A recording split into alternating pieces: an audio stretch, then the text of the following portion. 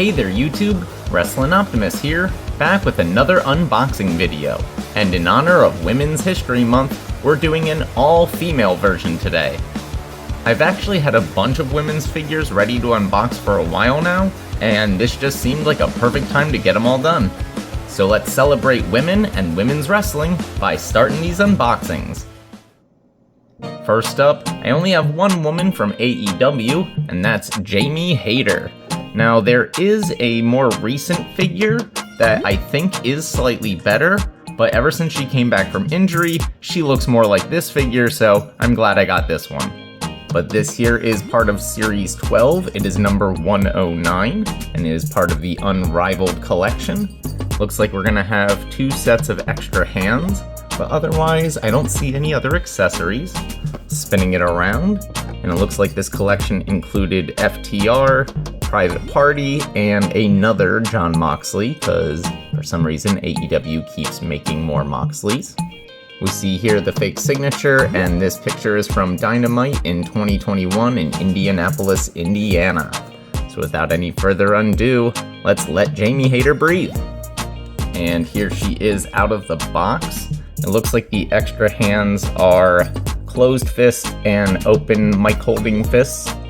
But here she is. Obviously right now she has like red hair or orangish red. And here she was back in her blonde look.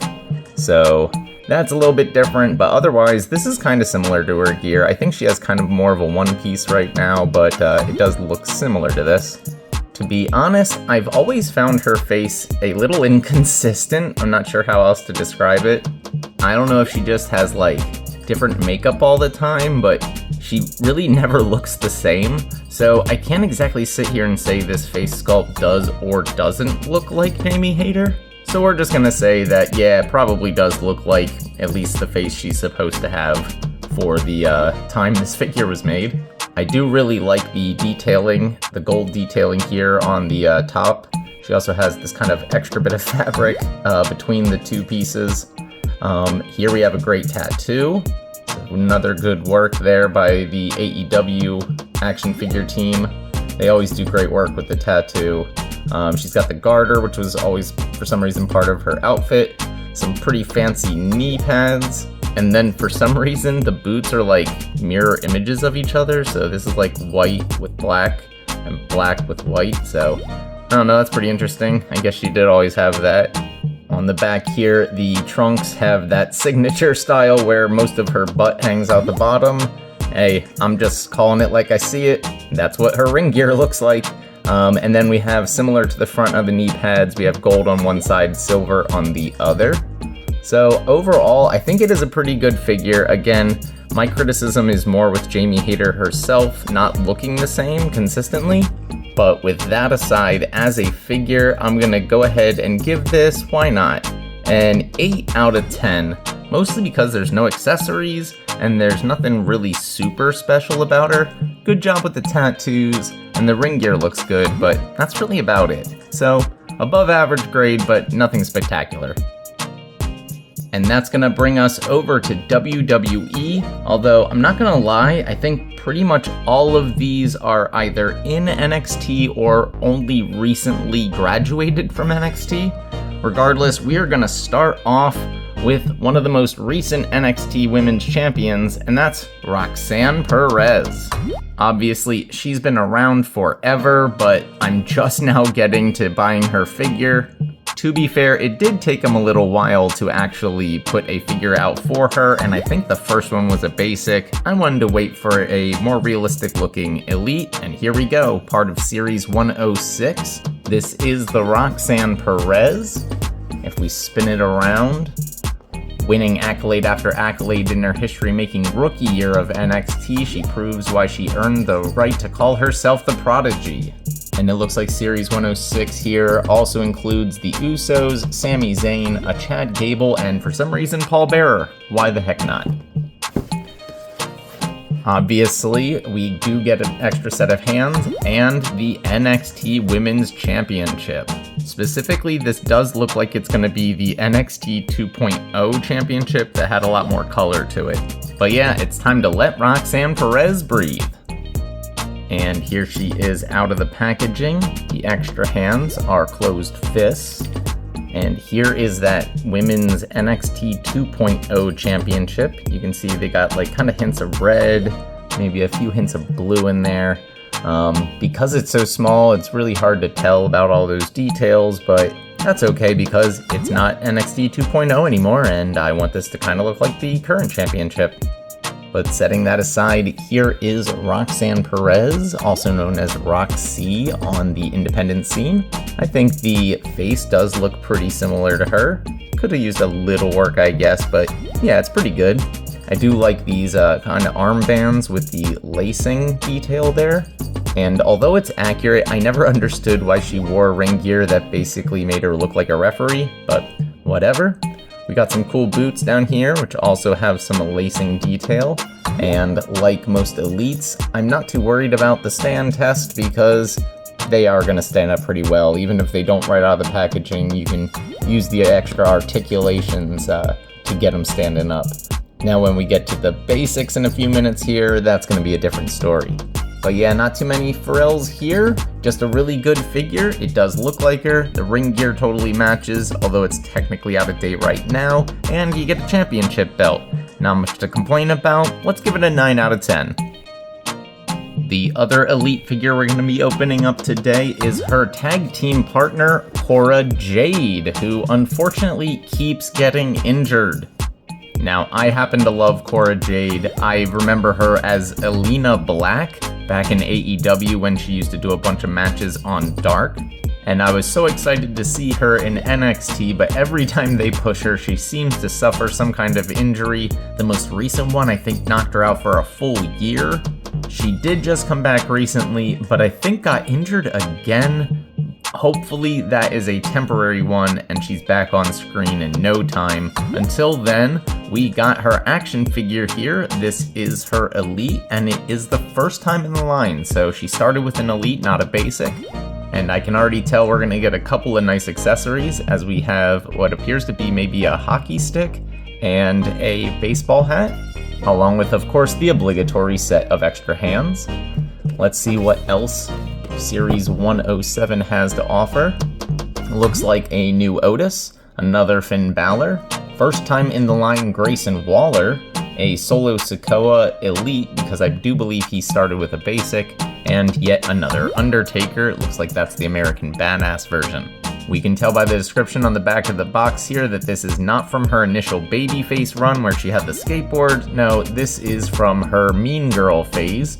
After she attacked her former tag team partner Roxanne Perez. I believe they were the tag team champions at the time or had recently lost them or something, so it was kind of a shocking betrayal. But enough about that, we are here to take a look at the figure, so without any further ado, let's let Cora Jade breathe. And here she is out of the box. I did adjust my camera. I zoomed in and strangely enough that made the picture a little bit better. Hopefully that makes the rest of the video a little bit clearer than those first two figures. Looking at the extras, we did get a pair of open mic holding hands. And this turned out to not be a hockey stick, but in fact a kendo stick with just a cool paint job. Technically, the other accessory is this ball cap, which normally baseball caps look really big and bulky on action figures. This one is a lot thinner, more flexible material, and I just think it looks way better. I also like the detailing of having all these spikes on it. That's pretty cool. As for the figure, she does come with these kind of rare rock fists. I don't know what else to call them. I did put one facing this way and one facing this way, so you can kind of get an idea of what those look like. Now, I don't know about you, but I think this head sculpt is absolutely amazing. It looks just like her, and it even has that signature hair here with the little streak in it. Moving down, her ring gear is awesome. It's got all this cool detailing. I'm not sure if this is a tattoo or just kind of weird black barbed wire hanging down from the outfit there. But we got some really cool trunks. Again, more of this great detail and this great design. Down here on the boots, we got more of that. And then for some reason, they seem to be like covered in barbed wire. That's pretty cool. Back of the trunks say Generation of Jade. Doesn't look like there's really much under here. No, just continuation of the top. She does have some pretty sick tattoos there. And yeah, overall, I really love all the details on this. I mostly like that Cora Jade just has interesting ring gear. It's not basic like a lot of the other girls out there. And really, what's better than like kind of a unique ring gear? So considering the extra fists, all the accessories, including a baseball cap that actually fits for once, the great detailing, and the lifelike head sculpt, I'm just gonna go ahead and give this a 10 out of 10. Definitely go pick it up if you're a fan of Cora Jade. Now we're gonna move on to some WWE basics. And again, pretty much all of these are in NXT right now, I believe, which also means they are all first time in the line. And since I already have this Mandy Rose figure, but she got fired by WWE, I figured why not complete her old faction of Toxic Attraction by opening up Gigi Dolan. Like I said, this is her first time in the line, and this is part of Series 138. If we flip it around, this also contains JC Jane, Shinsuke Nakamura, Drew McIntyre, and Edge. Apparently her signature move is called the Toxic Shock. I'm not exactly sure what that looks like. But since it's a basic, not much else to the packaging, so why don't we just let Gigi Dolan breathe?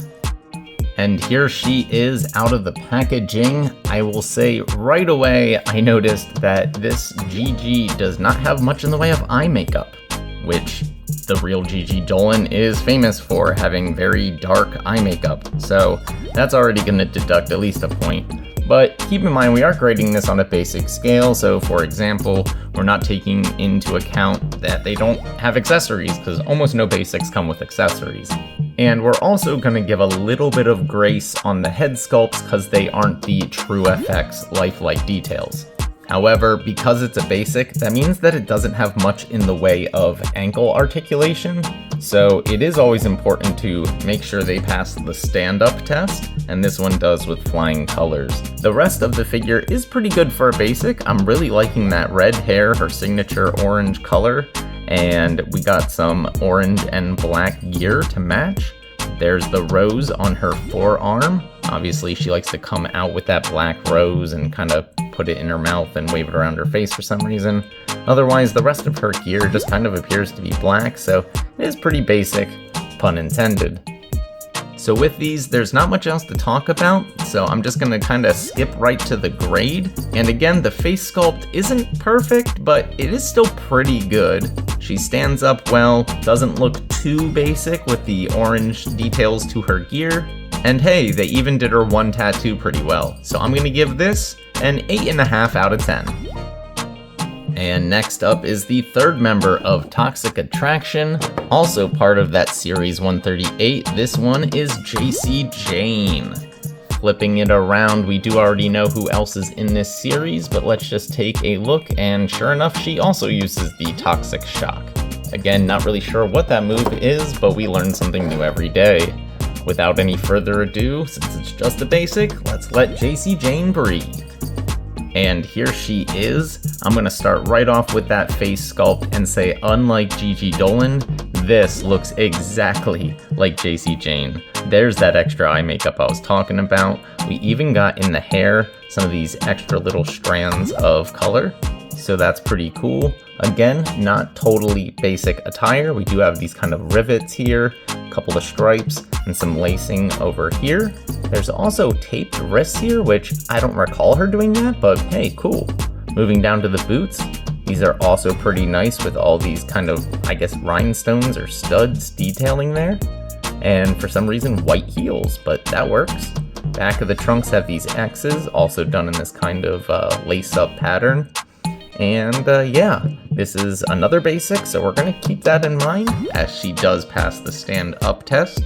Because she does have an awesome face and pretty nice detailing throughout that kind of differentiates this basic woman from other basic women, I'm just gonna go ahead and give this a 9.5. Not totally perfect, because sometimes basics come with like an accessory or really cool ring gear. Want to save that just in case and stick with a 9.5 out of 10.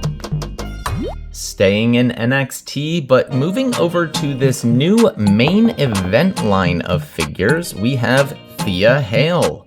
Now, yes, there is a Chase variant, ironically for Chase U, which has the Chase U t-shirt on her, but since that faction has seemingly been disbanded, I decided to go with the more basic attire. Specifically, I think this is when she was being, quote, mentored by Gigi Dolan and trying to have a sexier look, but regardless, again, this is first time in the line, and if we spin it around, Series 151 also includes Andre Chase, who I haven't been able to find out in the wild just yet, Roman Reigns, the basic Solo Sikoa, and a Rob Van Dam. And according to this, her signature move is apparently a Kimura lock. Didn't know that. But without any further ado, let's let Thea Hale breathe. And here she is out of the packaging. I know that face kinda looks a little derpy at first glance, but let's be honest, that looks just like Thea Hale. She always has this kind of, I don't know, we'll say whimsical look to her. Others might be a little more mean and say naive, but yeah, she's young. I think she's only like 19 or 20 at this point, and her face just kind of projects that exact energy. So I'm actually not gonna take off any points for that. Instead, we're gonna move down to this gear, which I know they were trying to make her look different with this kind of whatever this is called, but really, this is pretty basic. It's just a lot of black. I know there is some kind of silver detailing, but like, look at these black boots with just some white soles. A random silver triangle on the back, and otherwise very basic blonde hair. I guess maybe the Chase variant in that Chase U sweatshirt might have a little more character to it, but unfortunately I am going to dock a little bit of points just for the basicness of the ring gear. I know it is accurate with what she wears when not in an Andre Chase uniform, but there's also just kind of nothing to it. However, I'm only going to take a point off for that. The face sculpt is still really cool, and it passes the stand-up test while giving me a brand new figure, so I'm just going to say 9 out of 10.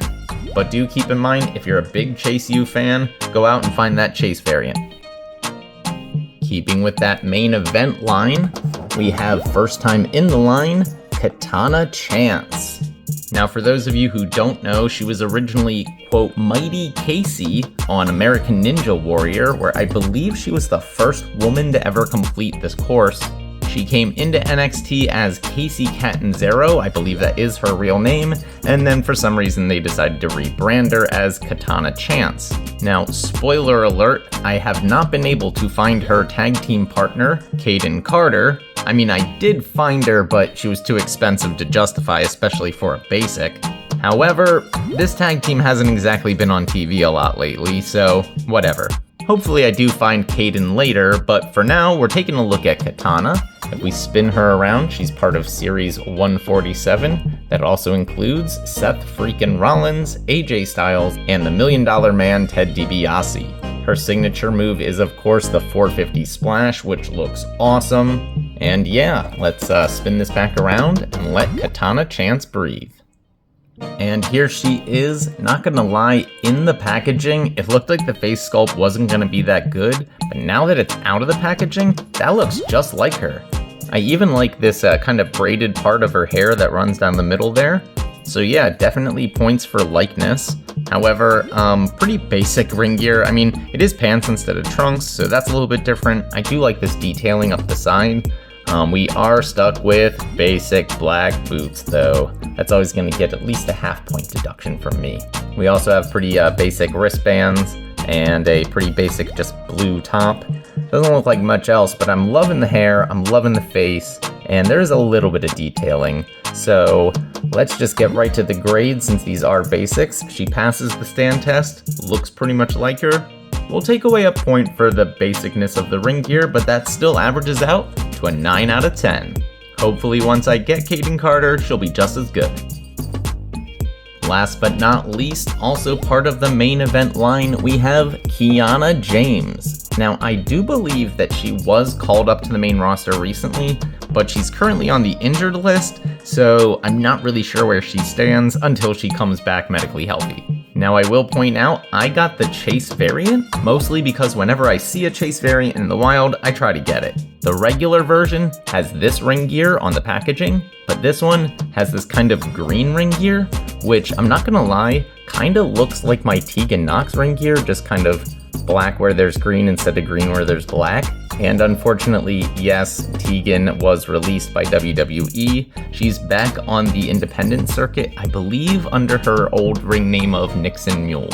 Back to Kiana though, she is part of Series 154, and that looks like it also has an AJ Styles, as well as Randy Orton, CM Punk, and Jake the Snake. And her signature move is the 401k. I will say, I'm pretty sure she almost always wrestles in like this kind of mini skirt looking skort, and they didn't include that on either of the variants for her figure. So that's a little bit weird, but hey, maybe she'll come back from injury with that type of ring gear. Anyway, without further ado, let's let Kiana James breathe. So unfortunately, we're gonna start off by saying that Kiana James has a case of same face. Basically, she just kind of looks like the generic creative player in a video game. And the problem with that is this head sculpt does look like her. She just kind of looks like everybody. Now I did get this Chase variant ring version of gear, and it does have some really cool detailing all along here as well as on the trunks. But then you look at the back and it's just green. You look at the boots and they're just white. And if you kind of walked up to even a pretty big wrestling fan and said, "Who is this?" I doubt they'd go, "Oh, that's Kiana James." And I really do think the mini skirt slash skort, I believe, would help with making her stand out with this figure, because there's not much else to her. You could have also given her, I believe she carries like a briefcase or a purse or something. So for once, could have given a basic and accessory to just make it look more like her. So I'm gonna have to end on kind of a sour note and say this really gets a 6 out of 10. There's not much to it. The one saving grace is the detailing on the ring gear, but yeah, otherwise this is about as basic as even a basic gets. So even on that lower scale, it's just not great. If you're a fan of her, it does still look like her, so I'd recommend getting it, but if you're not a fan of her, she's not being used right now, so maybe hold off until this goes on sale. But with that said, that is gonna do it for today's video. Let me know what you think about these figures down there in the comments. If you enjoyed the video, make sure to do all that normal YouTube stuff. Smash the like button, share with any wrestling or action figure fans you may know, subscribe to the channel, and spread the word. You can also talk to me over on Twitter or X at WrestlingOptimus, or see all my best figure photography over on Instagram at WrestlingOptimus. I'm also on Blue Sky and Facebook now. If you haven't seen my latest video, it should be on screen now. But until next time, I've been Wrestling Optimus, and I'll catch you later.